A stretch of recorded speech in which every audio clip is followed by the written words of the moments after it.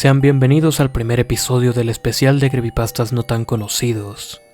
En esta ocasión, como es usual, traeremos 4 historias de terror. Espero que las disfruten. Es un placer volver con estos especiales de creepypastas. Esperamos poder contar con su presencia, pues tendremos las mejores historias de terror. En esta ocasión me toca iniciar a mí con las historias, así que comienzo. Acostumbrarse a la oscuridad.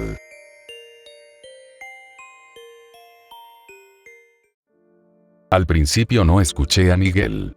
El motor de la cortadora de césped invadía mis oídos como un enjambre de abejas, bloqueando cualquier otro sonido. Repasaba con premura la última franja de césped, muy cerca a la barda del vecino. Los últimos rayos de luz empezaban a desvanecerse en el cielo y pretendía regresar a casa lo más rápido posible.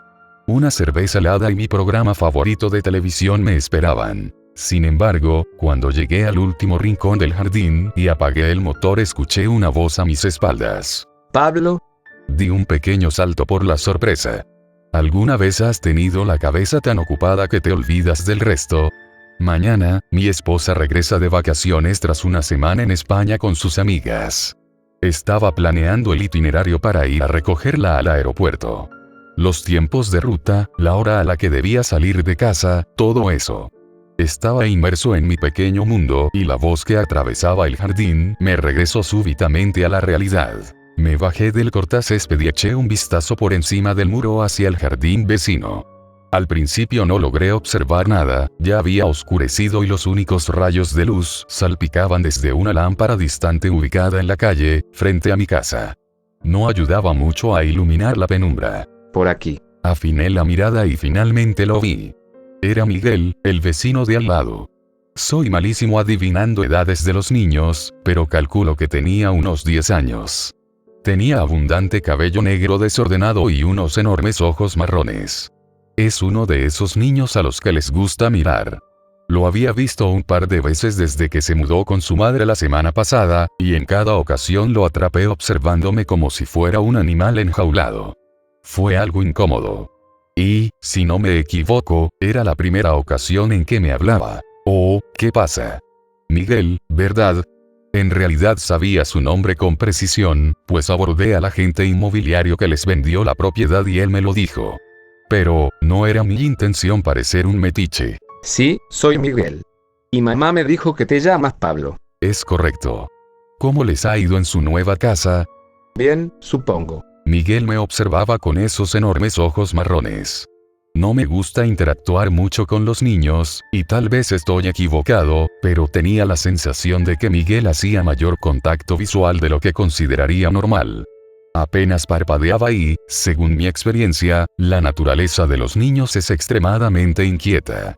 Son pequeños contenedores de energía, pero Miguel era todo lo contrario. Probablemente está cerca su hora de dormir, pensé para mí mismo. Deberías estar agradecido de que no ande brincando por las paredes. Si fuera el típico niño, jamás tendrías paz. Curiosamente, considerando que aún desarrollaba sus capacidades motrices, era extraño escuchar un regaño de la madre de Miguel. Me había hecho a la idea de que toda la semana escucharía el sonido de muebles moviéndose y cajas siendo transportadas, pero no fue así. Apenas hacían ruido. De hecho, los había visto muy pocas ocasiones. Llegaron tarde por la noche una semana antes, y esa fue la única ocasión en que los vi juntos desde la ventana de mi estudio. Según pude recordar, la madre de Miguel era una mujer alta, atractiva y aparentemente un poco mayor que yo, aunque apenas pude distinguir su rostro. Esta conversación con Miguel era la primera interacción que tenía con los nuevos vecinos. Vendrá en algún momento cuando Betty regrese a casa, pensé mientras soltaba el mango de la podadora. Hasta entonces podremos presentarnos formalmente. Oye, Miguel, le dije mientras recuperaba la podadora para arrastrarla por el jardín. ¿Qué harán tú y tu madre esta noche? Supongo que ya casi llega tu hora de dormir. No. Falta mucho. Dijo. Me reí. Si tú lo dices. Yo tengo que dormir temprano, pero creo que antes veré un poco de televisión. Nos vemos luego, ¿sí? Llegué hasta la pequeña casa de madera al final del jardín y metí la podadora. Me dirigía a la puerta trasera cuando la voz de Miguel me detuvo. Pablo, ¿Qué pasa, amigo? ¿siempre cortas el césped tan tarde? Sonreí. No, por lo general intento terminar cuando todavía hay sol. Pero mi esposa regresa mañana y quiero que todo esté en orden. Supongo que debe parecerte raro que corte el césped a estas horas, ¿no? No, para nada. Creo que todo se vuelve más divertido por las noches. ¿En serio? Sí. Todo el tiempo me voy de aventuras. Percibí la emoción en la voz de Miguel, aunque no podía ver su rostro con claridad. No era más que una silueta en la penumbra de su jardín. De hecho, una vez fuimos a pescar en la noche. ¿Ya lo has hecho? Sacudí la cabeza. He ido a pescar un par de veces, pero solo en el día. Creo que es más divertido por las noches. Todo es más emocionante por las noches. Me encontré sonriendo una vez más. Pese a la urgencia por echarme en el sofá, el niño me entretenía. Bueno, quizás algún día puedas invitar a mi esposa y a mí. Parece que su vida es mucho más emocionante que la nuestra. Me dirigí nuevamente a la puerta. En esta ocasión alcancé la manija cuando la voz de Miguel volvió a detenerme. Pablo, ¿Qué sucede, Miguel? Pablo, ¿no tienes algo para tomar, un jugo o otra cosa? Dudé. No estoy seguro. No creo que... ¿Te importa si me das un poco? Mamá aún duerme y esta semana ha sido muy pesada para ella. No quisiera despertarla. Me detuve a pensarlo un instante. Si Betty estuviera en casa, probablemente habría dicho que sí sin el mayor inconveniente. Ni siquiera tendría que pensarlo. Pero, mientras era invadido por la oscuridad del jardín, tomé conciencia de lo extraño que sería invitar a un niño de 10 años a mi casa. Aunque viviera justo al lado. Supuse que a su madre no le agradaría mucho la idea. No hay nada para tomar en tu casa, amigo. Mi mano aún descansaba sobre la puerta, aunque todavía no giraba la manija. Me quedé en la misma posición mientras buscaba la excusa perfecta. Cuando escuché la voz directamente atrás de mí, se me puso la piel de gallina. No, no tenemos nada. Di la vuelta y encontré a Miguel parado a unos cuantos centímetros de mí. Me observaba con esos enormes y profundos ojos marrones que tenía. Seguramente el niño saltó por la barda mientras no lo veía. Lo consiguió sin hacer un solo ruido. Por favor, Pablo. Nada más es un trago, y te prometo que regreso a casa. Ni siquiera me voy a sentar, lo prometo. Hice un cálculo mental rápido. La puerta trasera daba directamente a la cocina, y ahí tenía jugo de naranja en el refrigerador. Probablemente, Miguel saldría en un par de minutos. A su madre le parecería extraño que ingresara a la casa si él se lo contaba. Sin embargo, concluí que sería más extraño que su nuevo vecino le negara una bebida cuando se la solicitó. Dudé un par de segundos más y entonces suspiré. Bien, adentro. Pero que sea rápido, ¿sí? Ya quiero acostarme. Miguel sonrió y asintió. Giré la manija y entré a la casa. Así que eres un noctámbulo, ¿no? ¿Qué es eso? Fui directo al refrigerador y tomé el jugo de naranja. Así se les dice a las personas que prefieren la noche. Ya sabes, como tú que te gusta ir de aventuras, pescar y esas cosas. Me acerqué al escurridor de trastes para tomar un vaso. Ah, sí. Definitivamente soy un noctámbulo. Empecé a vaciar el jugo de naranja en el vaso. Yo no. Y jamás fui así cuando tenía tu edad. Solía temer a la oscuridad. Ya te acostumbrarás. ¿Eh? Dije que te acostumbras. Una vez que pasas suficiente tiempo en ella. Así es. Me di vuelta y entregué el vaso con el jugo de naranja a Miguel. Lo recibió y sonrió. Llevó el vaso hacia su boca, luego se detuvo mientras me observaba por encima del borde. ¿Sabes? A mamá no le gusta que haga estas cosas. ¿Hacer qué? Entrar a casas de extraños. Sobre todo desde la última vez. Observé al niño. Él me regresó la mirada y en su rostro ya no aparecía la sonrisa. Experimenté una sensación extraña en el estómago, como si algo se retorciera dentro. ¿Qué quieres decir, amigo? ¿Qué sucedió la última vez? Miguel observó por encima de su hombro en dirección a la puerta trasera cerrada. Como si quisiera asegurarse de que su madre no estuviera allí. Retiró el vaso con jugo de naranja de su boca y lo puso sobre el mostrador de la cocina. Solamente se encogió de hombros. En realidad, nada. Solamente que, en el lugar que vivía, me hice amigo de este anciano que tenía una casa a un par de calles de la nuestra. También me invitó a tomar algo. Pero las cosas se pusieron raras. Por Dios. Traté de mantener la misma expresión amigable, aunque estaba deseando haber dicho que no desde el principio. Aquello no se escuchaba nada bien. En el lugar donde vivía un extraño le invitó una bebida, y entonces las cosas se pusieron raras. ¿Qué pensaría su madre si llegaba a descubrir que ahora estaba en mi casa con esos antecedentes? ¿En qué forma se pusieron raras? La pregunta ya había salido de mi boca antes que pudiera detenerla. Lo mejor hubiera sido enviar al niño a su casa, pero supongo que la curiosidad pudo más. Miguel me devolvió la mirada. Sí, pretendía que lo acompañara al sótano. Me dijo que tenía una colección de Lego espectacular, me preguntó si quería verla. Insistió en que la viera, aunque le mencioné que debía irme. De repente, sentí la boca seca. ¿Y fuiste con él? Miguel sacudió la cabeza de un lado a otro con fuerza. No. Volví a casa corriendo. Mamá dijo que cuando entrara a las casas de extraños, no debía ir más allá de la cocina. Sentí un ligero alivio. Pero, cuando asimilé lo que Miguel acababa de decir, el alivio se volvió confusión. A ver, ¿qué quieres decir? Entonces, ¿entras a casas de extraños muy a menudo? ¿Son amigos de tu madre o de tu familia? Miguel abrió la boca y la volvió a cerrar. Después, llevó su mano al vaso con jugo de naranja. Pero, en lugar de levantarlo, lo empujó con el dedo, deslizándolo en la superficie. Cuando volvió a ver, continuó hablando ignorando mi pregunta. Mamá se enojó mucho cuando supo lo del hombre. Me hizo prometer que nunca, pero jamás, volvería. ¿Se lo dijo a alguien? ¿Le informó a otra persona lo que te dijo este sujeto? De ninguna manera. Miguel apartó la vista de mí una vez más. Su rostro esbozaba una ligera sonrisa, como si perpetrara una broma que no entendía. Hizo algo aún mejor. ¿De verdad? ¿Qué hizo? Lo desapareció. Me disponía a hacer otra pregunta, cuando me di cuenta de lo que Miguel acababa de decir. Lo próximo que vino a mi mente fue que seguramente lo escuché mal. ¿Qué dijiste? Dije que mamá lo desapareció. Como te dije, la noche es el mejor momento para salir a cazar.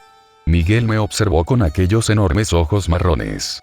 Para ser honestos, en ese instante parecían más oscuros que marrones. Casi negros. Yo no. Intentaba encontrar las palabras apropiadas, pero estaba confundido. Miguel sonrió. Es gracioso, dijo tras un largo rato de silencio. Las personas creen que mamá no entra a menos que le inviten, pero nunca han entendido las reglas. Siempre que invitan a uno de nosotros, nos invitan a todos. Puede volver conmigo cuando ella quiera. El niño me sonrió una vez más. No te preocupes, Pablo. Le diré que eres una persona amable. Me aseguraré de que no sea tan dura contigo cuando la conozcas. Gracias por el jugo. Se dio la vuelta y abrió la puerta trasera. Mis ojos se quedaron atrapados en el vaso con jugo de naranja, mientras mi mente tomaba conciencia de que no había tomado una sola gota. Cuando Miguel volvió a hablar, me volví hacia él. Se encontraba bajo el marco de la puerta abierta, parcialmente embebido en la oscuridad. Tomará algún tiempo acostumbrarse, dijo. Pero, dejarás de temer a la oscuridad. Antes que tuviera oportunidad de responder, se esfumó entre las sombras. Y esa es la razón por la que yo jamás le abro la puerta a mis vecinos, más vale prevenir que lamentar. De mi parte yo les traigo la continuación de la serie que llevo contando los últimos episodios, espero que la disfruten. Grabaciones de papá, para cuando muera.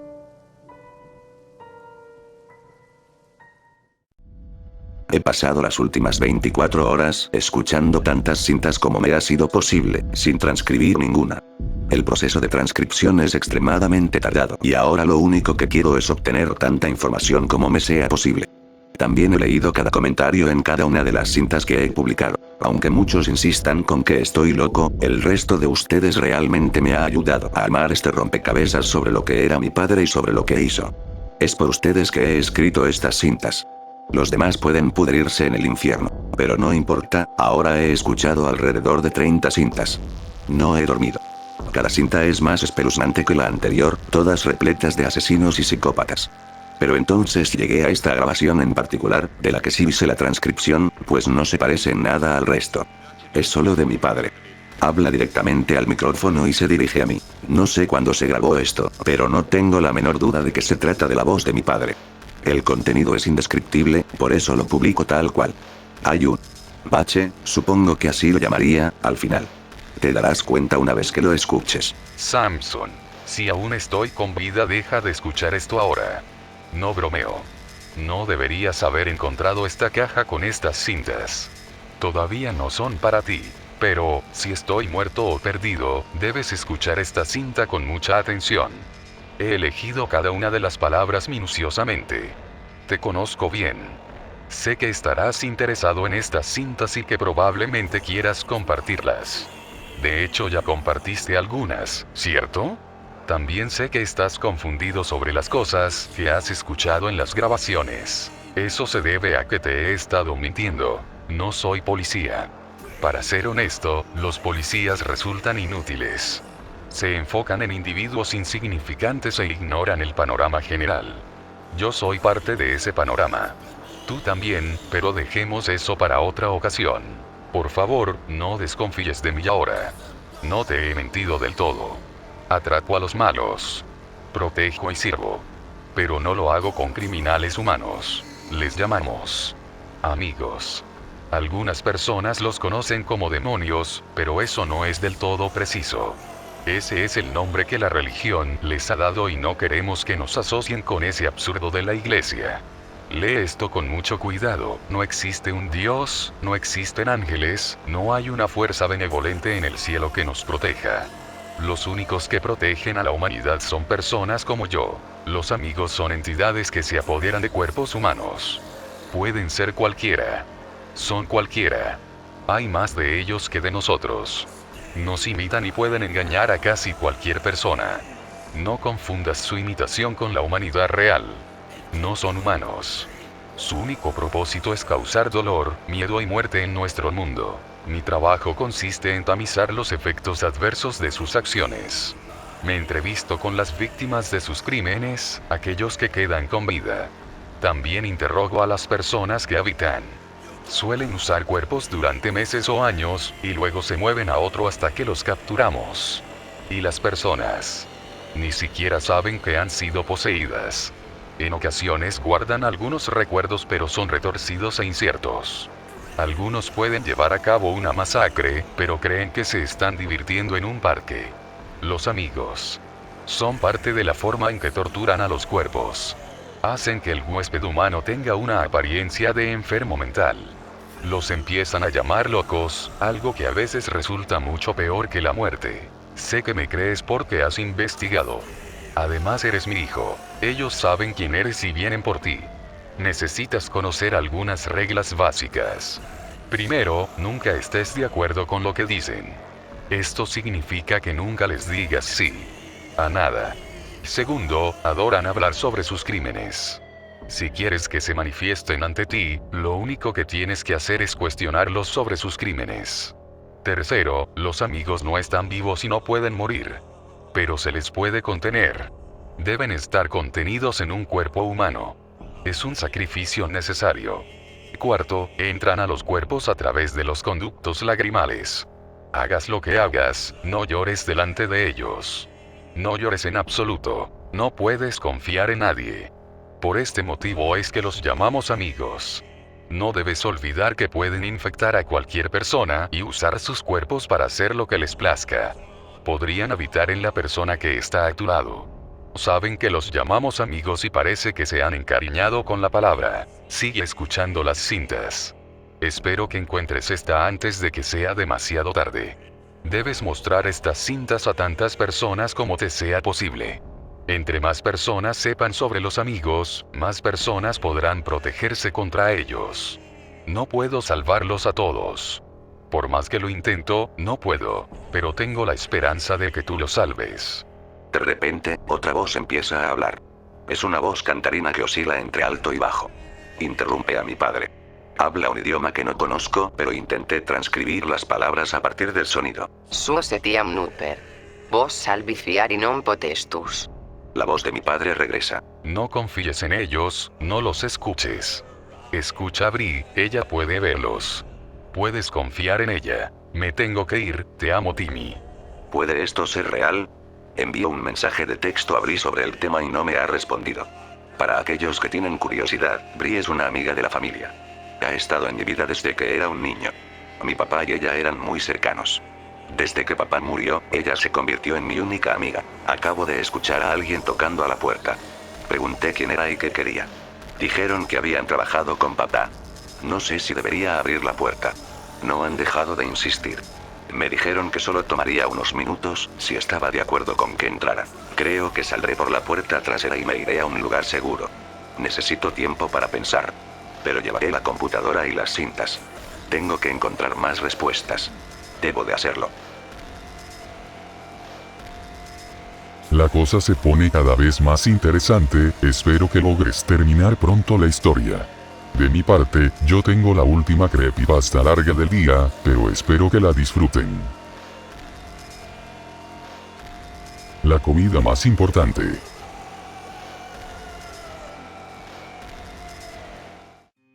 Mamá siempre dijo que el desayuno era el alimento más importante del día. Incluso cuando no se sentía bien, se aseguraba de preparar un buen desayuno diferente cada día. Los fines de semana solíamos despertar con el olor del tocino, o el exquisito aroma de unos panecillos horneándose. Incluso entre semana mamá se aseguraba de que tuviéramos al menos un tazón de cereal o avena antes de ir a la escuela. Compraba 5 tipos de cereal por lo que siempre había variedad. A mamá realmente le encantaba el desayuno. Hoy, servía a Joel y a mí algunos chirios en nuestros tazones.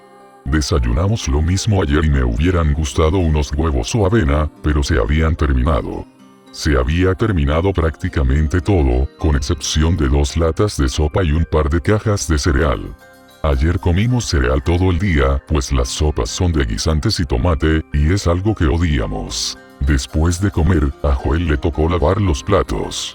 Nos acostamos muy temprano ayer, dormimos bastante tiempo y aún estaba oscuro por la mañana. Intentamos ver televisión, pero, a pesar de que hoy tuvimos suministro eléctrico, en todos los canales se repetía la misma advertencia sobre mantenerse dentro y evitar la interacción con otras personas para no infectarse. A veces, un doctor aparecía en escena para explicar que se trataba de un virus y no existía cura, aunque trabajaban en eso. Papá dijo que regresaría temprano por la mañana con más comida y algunas herramientas para acabar. Me aseguré de marcar el día de hoy, martes, en el calendario. Había tachado domingo la noche que se fue, y lunes ayer antes de ir a la cama.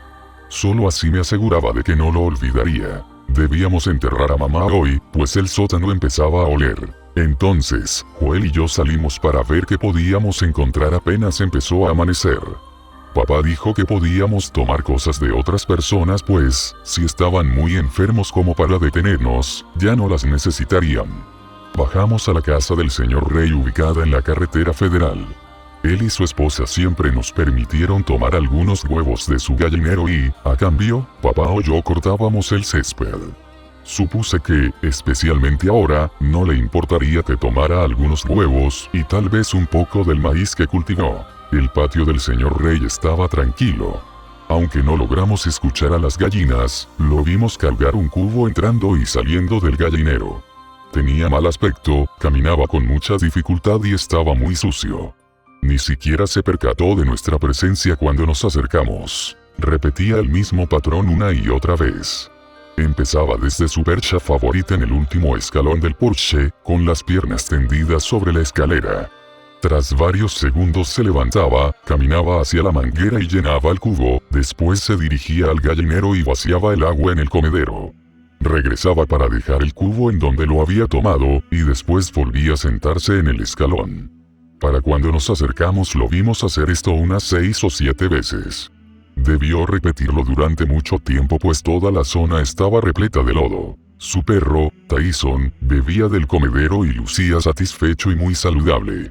Le mencioné a Joel que creía saber el destino de las gallinas. Una vez que me acerqué, me di cuenta que estaba enfermo y delgado igual que mamá, cuando empezó a hacer algo y se olvidó de parar. Ahora, nunca se detendría hasta la muerte. Observé a Joel, quien estaba observando a la esposa del señor Rey en el porche. Casi caía de la silla, y aparentemente tejía una manta cuando empezó a olvidar. Una parte de su brazo estaba cubierta de sangre. Joel vomitó y me dijo que no habían sido las gallinas las que engordaron al perro. Le grité al señor Rey para que se detuviera y ayudara a su esposa, pero ni siquiera regresó a verme. Tyson empezó a gruñir, pese a que siempre fue un perro muy dócil. El señor Rey solía decir que unos ladrones podrían entrar a robar su televisión, y Tyson estaría feliz de verlos llegar y retirarse. Joel y yo decidimos marcharnos. Al superar una curva en esta carretera se encontraban otras dos casas. Nuestro camino de grava era pequeño y difícil de distinguir si no sabías que estaba allí, por lo que las personas no solían molestarnos. Sin embargo, en la carretera podías observar todas esas casas con las puertas abiertas. Papá dijo que las personas habían saqueado toda el área con el pánico generado cuando el presidente apareció por tercera vez en televisión. En el primer discurso, el presidente dijo que el virus era parecido a la enfermedad en que los ancianos empiezan a olvidar cosas y luego, cuando empeoraba, se hacía lo mismo una y otra vez. Señaló que los científicos desconocían el origen, aunque ya trabajaban en una cura. En la segunda aparición dijo que era importante mantener la calma y evitar el contacto con otras personas, para evitar la propagación. Al poco tiempo los noticiarios empezaron a transmitir las imágenes de los primeros disturbios. La última vez que apareció el presidente, con voz entrecortada dijo que éramos una nación grandiosa, los científicos aún trabajaban en la cura y que Dios tuviera misericordia de nuestras almas. Después, todos los canales dejaron de transmitir y lo único que podía verse eran las advertencias. La casa grande cerca de la curva era donde vivía la familia más rica del pueblo. Debían ser ricos pues tenían 3 automóviles último modelo, eran dueños de una estación de gasolina y la única familia del pueblo que realmente poseía algo además de su casa. Fueron los primeros en irse en una gran camioneta cuando el presidente emitió el discurso. El padre se detuvo en varias casas y les dijo a todos que, si eran inteligentes, también debían irse. Tenían gemelos un grado antes que yo, por lo que me puse un poco triste al verlos partir y realmente esperaba que volvieran. Ahora no creía que eso fuera posible. Simplemente dejaron todo atrás. Papá se detuvo en esta casa para tomar uno de los autos, cuando se fue a buscar alimentos y herramientas, pues su auto estaba descompuesto la mayor parte del tiempo. Aún se encontraba un carro estacionado en la entrada. Joel mencionó que podríamos tomarlo para intentar conducir a casa del tío Gabriel. Le dije que solo tenía 11 años y él era más pequeño aún, que el único sitio donde manejaba era en los videojuegos. Mencionó que debía ser como en los videojuegos, de todas formas, si chocábamos no había nadie en las calles a quien pudiéramos lastimar. Sin embargo, no quería entrar a esa casa para buscar las llaves. La propiedad de esta familia era grande y estaba vacía, no podía salir nada bueno de allí. Yo tampoco entraría. Pensé que tal vez otro día, pues si papá no regresaba tendríamos que hacerlo. La única tienda en el pueblo se encontraba en la estación de gasolina, y por lo que habíamos visto antes, suponíamos que papá se había ido sin una sola cosa de allí. Los saqueadores se habían llevado todas las latas y bebidas en buen estado. De hecho, algún genio dejó la puerta del congelador abierta por lo que la leche y todas las cosas dentro estaban echadas a perder.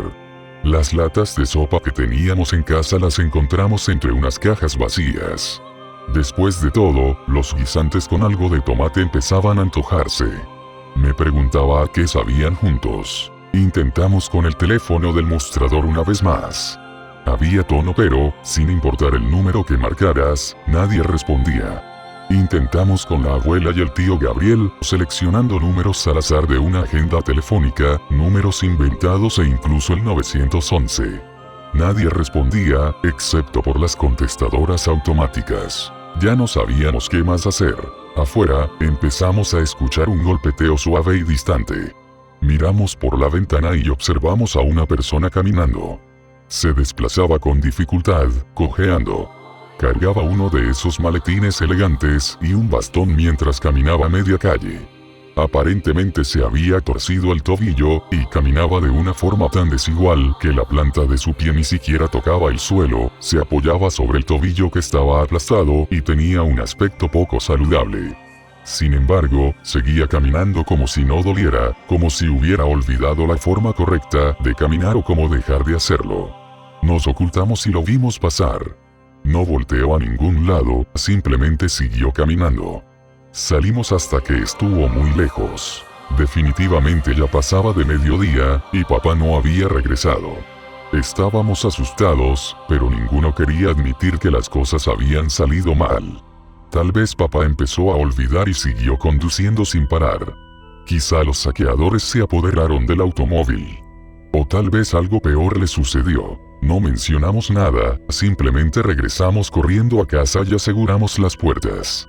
Era temprano, pero, tal vez si dormíamos ahora, mañana cuando despertáramos papá estaría en casa. Mamá siempre dijo que el desayuno era el alimento más importante del día. Incluso cuando no se sentía bien, se aseguraba de preparar un buen desayuno diferente cada día. Los fines de semana solíamos despertar con el olor del tocino, o el exquisito aroma de unos panecillos horneándose. Incluso entre semana mamá se aseguraba de que tuviéramos al menos un tazón de cereal o avena antes de ir a la escuela. Compraba 5 tipos de cereal por lo que siempre había variedad. A mamá realmente le encantaba el desayuno. Hoy, servía Joel y a mí algunos Cheerios en nuestros tazones. Desayunamos lo mismo ayer y me hubieran gustado unos huevos o avena, pero se habían terminado. Se había terminado prácticamente todo, con excepción de 2 latas de sopa y un par de cajas de cereal. Ayer comimos cereal todo el día, pues las sopas son de guisantes y tomate, y es algo que odiamos. Después de comer, a Joel le tocó lavar los platos.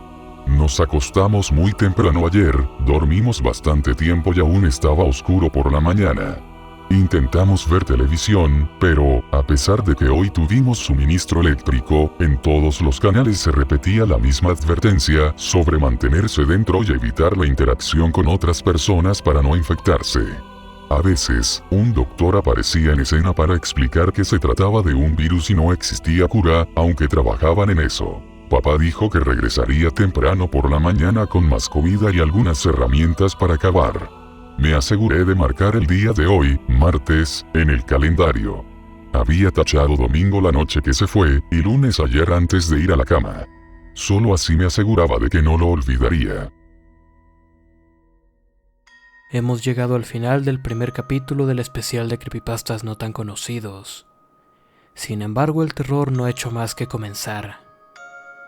Los invito a acompañarnos todo este mes, pues las historias se pondrán cada vez mejor. Y recuerda, hay cosas allá afuera que quieren hacerte daño, pero lo que está detrás de ti tampoco es muy amigable.